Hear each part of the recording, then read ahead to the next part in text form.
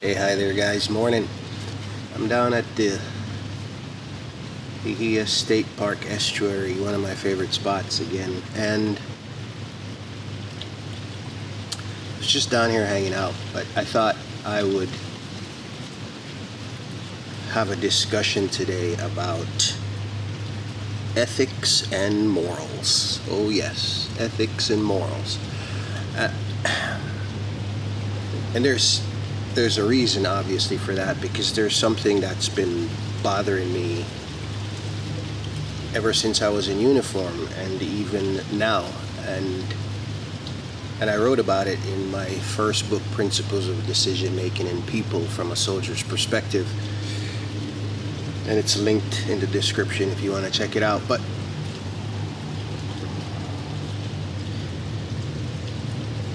before I get into it, though, I want to ask a question or make a statement and see where you guys go with it. If ethics were profitable, everyone would do it. Agree or disagree? But deeper, think about that a little deeper, right? If ethics were profitable, everyone would do it. And then you would ask, what about morals? Or why didn't you frame a statement or a question about morals the same way you did for ethics? And there's a reason for that, because I think, and we're going to deep dive that here shortly, but I think ethics is more universal and objective, right? And I say that because we expect, for example, organizations, again, we expect them to act ethically, right? Money managers, we expect them to act in a fiduciary manner with their money, ethically. Politicians, we expect them to act ethically. There's an expectations. Boeing got in so much trouble because of its past safety records and looking the other way on certain issues. And we expect that, based on especially Boeing, the industry it's in and the nature of its business, that it would.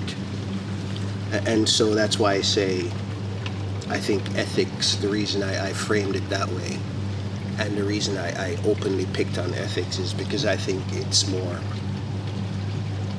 like I said, universal, and therefore more objective, because there's standards that are set ethically for these organizations, right? They're written in their mission statements, and violations of that, when proven, results in people being relieved of duty and relieved of positions and the like.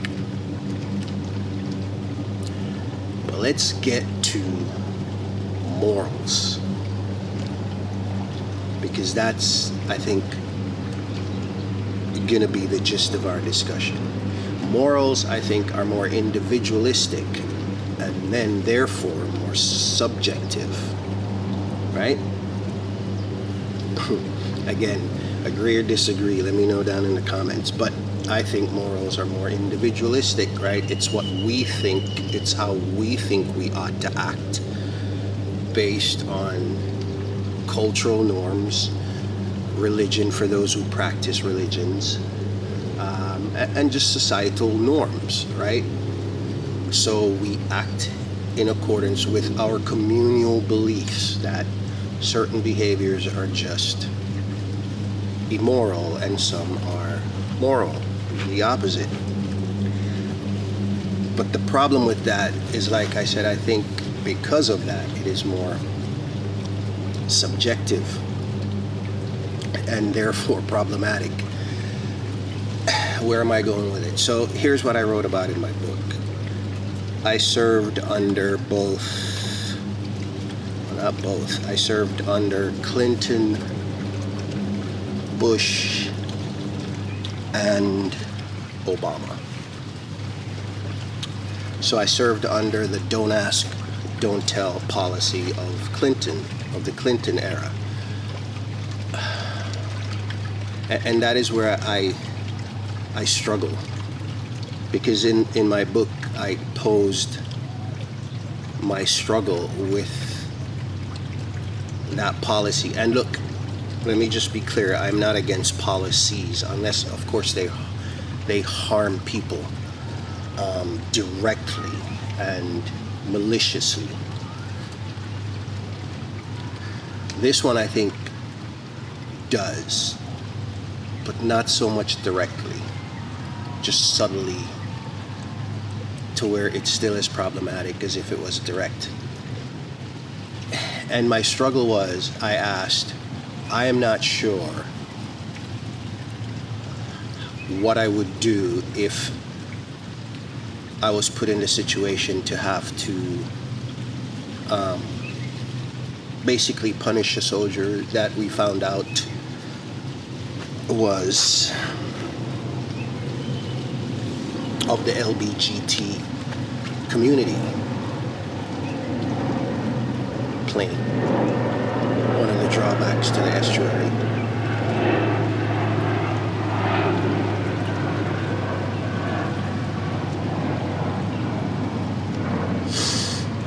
But yeah, I'm not sure how, if I would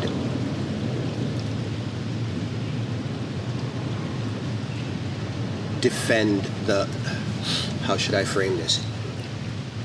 I'm not sure that I would go against my soldier, for lack of a better way of saying it. And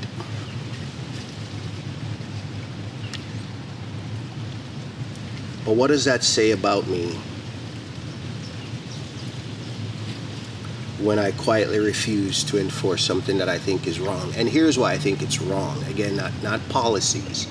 Here's why I think it's wrong. Because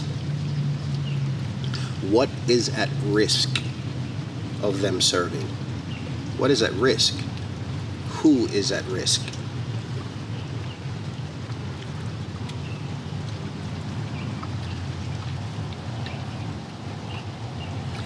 And people like to lump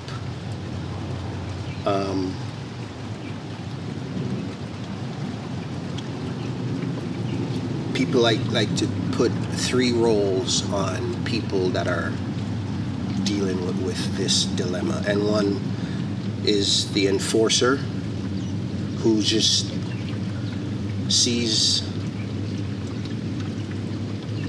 ethics as obedience. There is a rule, the rule applies, therefore you're punished if you disobey the rule. The enforcer. They consider personal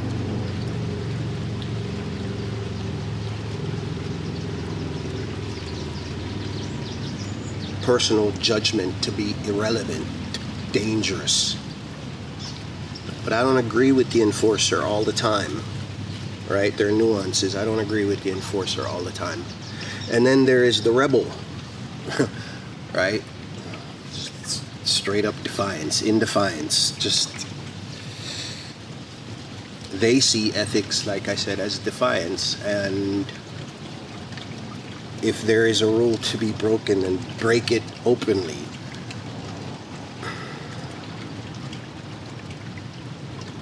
They think morality comes from confrontation. Again, I don't agree with them either.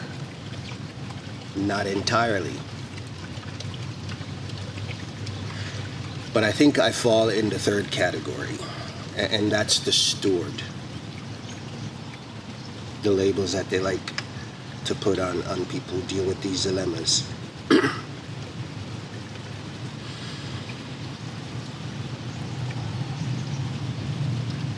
I see ethics as being responsible for people and not just the system or systems. And that's my struggle, because like I said, they were some of the best medics I served with, some of the best gunners, drivers, mechanics. And when they're performing their duties, I saw a soldier in uniform.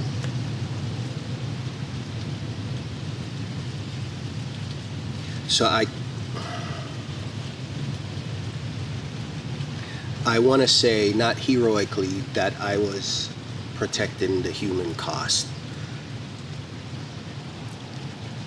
because it still bothers me, and everything has nuances and everything has further discussions. I get that, and I totally understand that, but I still don't understand what is at risk, who is at risk, who gets hurt.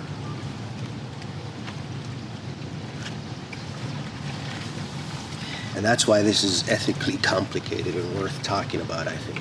Because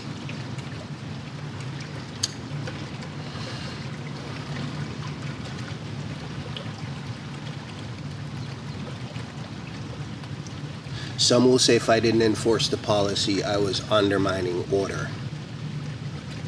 And I'm an honest broker, and that would be fair. It would be. It would be fair.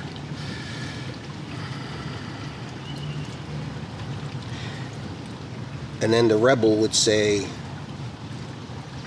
because I wasn't openly defiant, I'm complicit. And they too might have a point.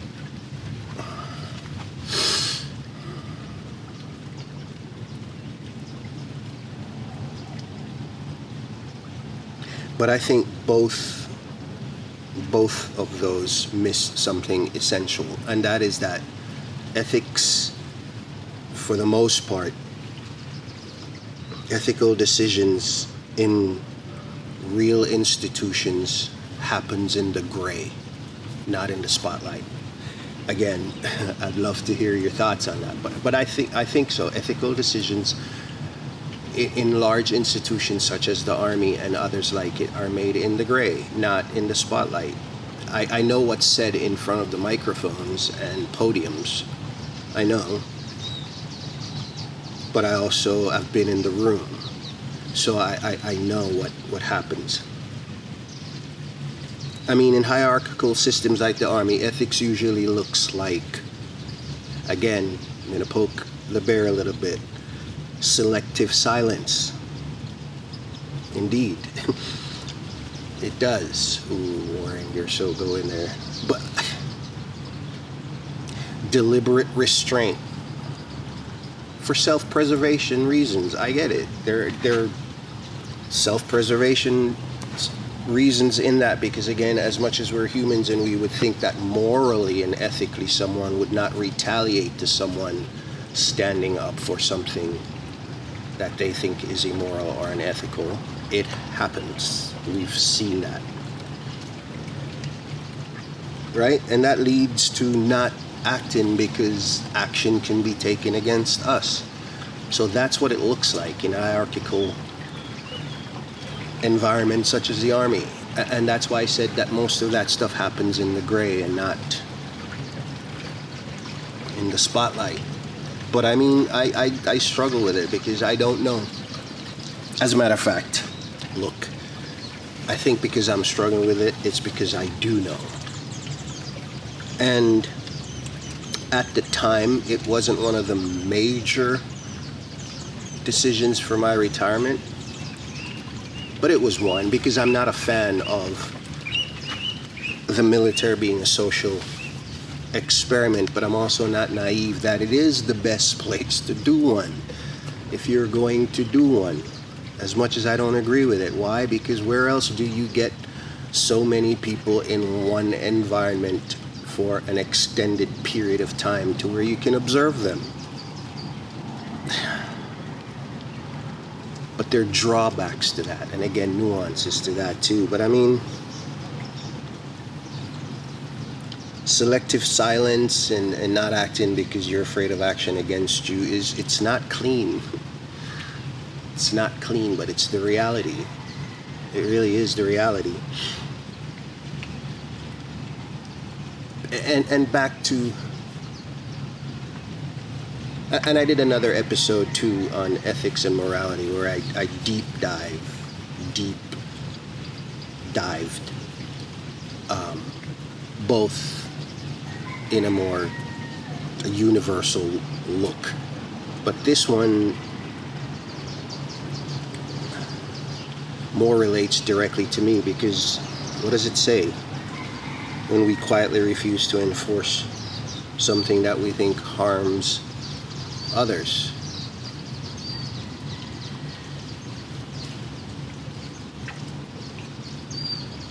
I mean, let me give you another example of how complex it is when we're talking about morality. By now, you've probably heard of the thought experiment called the trolley problem, right? Where there are 5 people trained to a set of trolley tracks, and there's a trolley out of control headed towards them. On a separate track, there is one person chained to the track.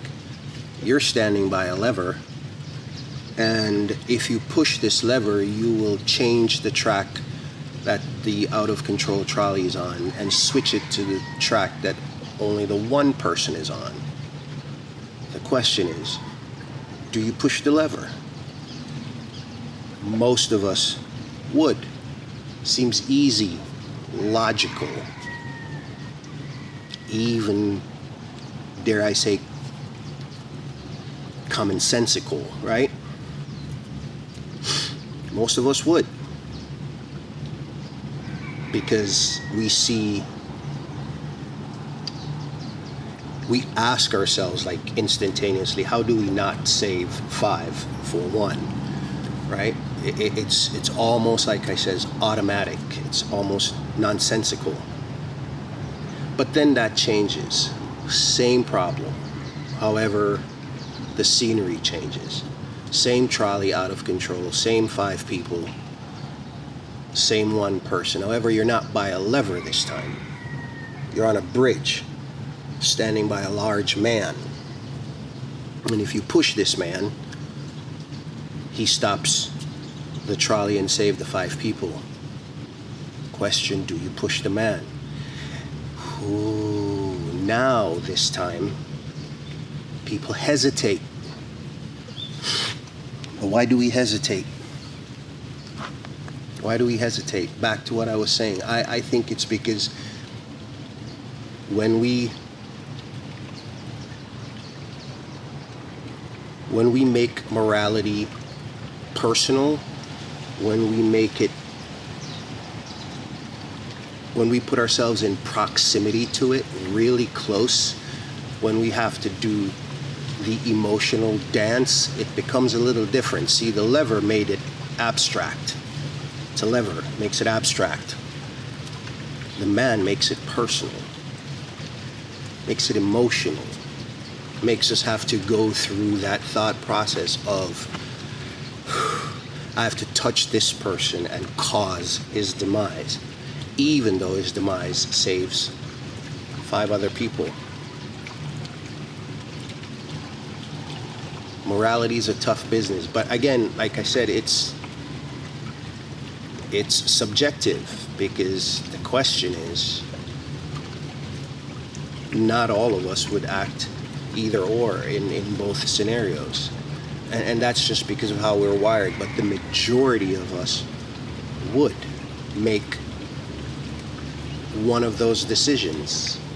Unlike in hierarchical institutions like the army, where it's more selective silence and more deliberate restraint because of what it means to us. But then there could be an argument made too that my theory on ethics being more universal and therefore more objective is arguably incorrect.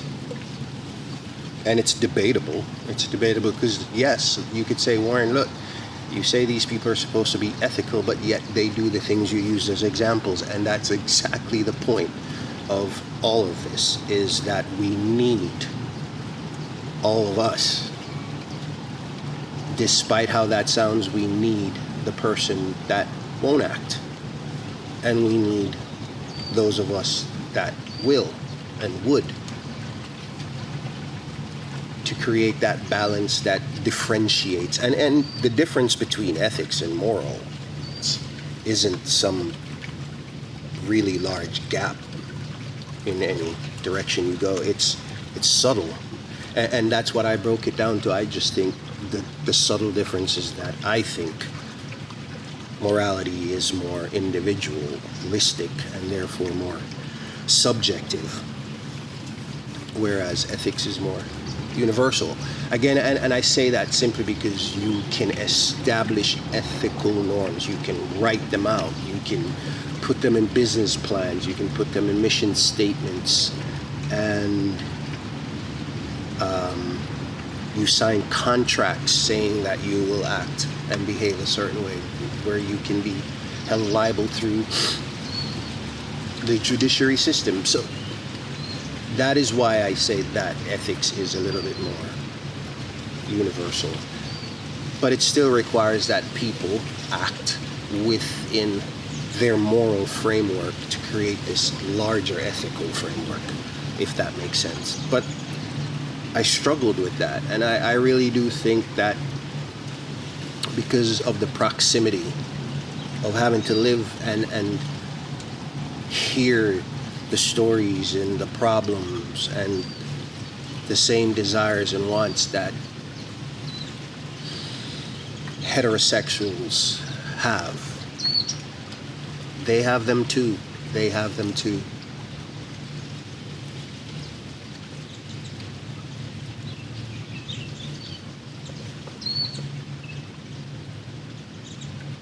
I watched them cry when they lost battle buddies too. They broke down the same way. They didn't cry differently.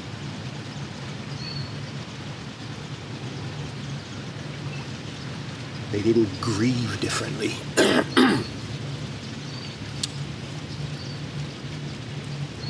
Proximity makes it personal.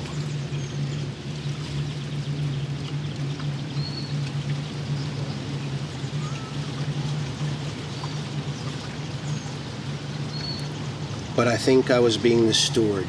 I was, again, not heroically, because in the other episode, I think I also said it there, that I'm 57, and I can't say that for all my years where I knew right and wrong, I always made what some would probably call the most morally correct decision. I don't know.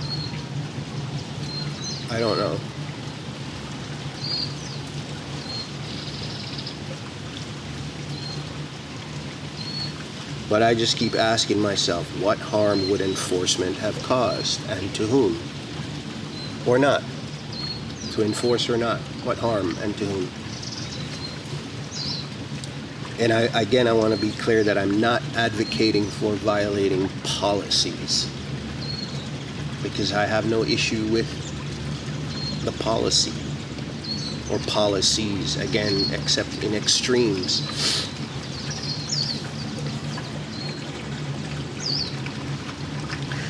I just have an issue with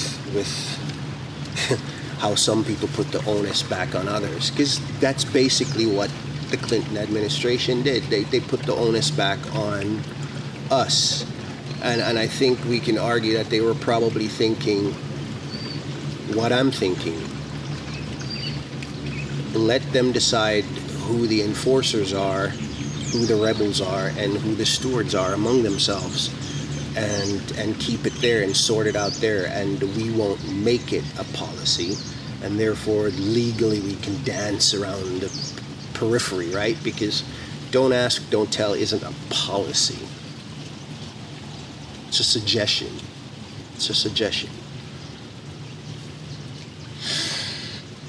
But I think that's in part what they did. They Heismaned it back down to us. And then say what you want about the Obama administration, but I'm not going to try to paraphrase what he said when he did away with the policy, but the wording was very strong and very accurate.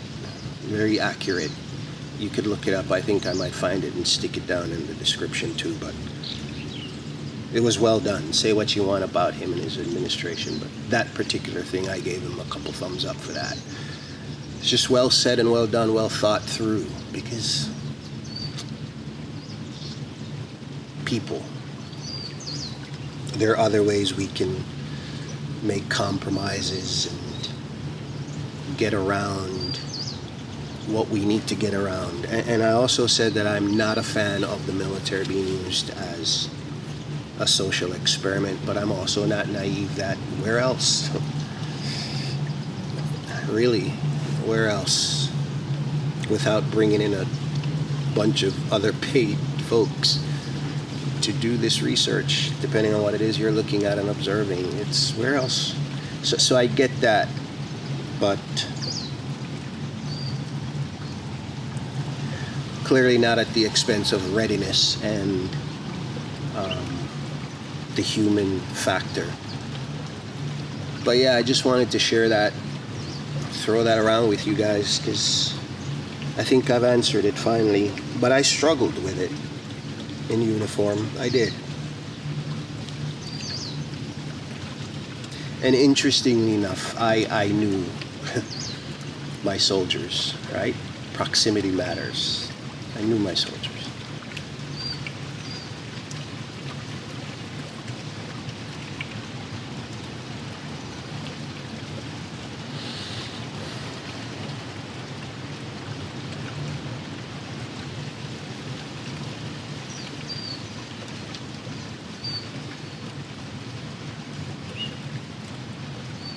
Anyway, that's all I wanted to talk about today and share the estuary with you. Hopefully you can see that. The koalas in the background there with the rain clouds. It's been raining here. It's the rainy season here though. Should be wrapping up another month or so, but yep.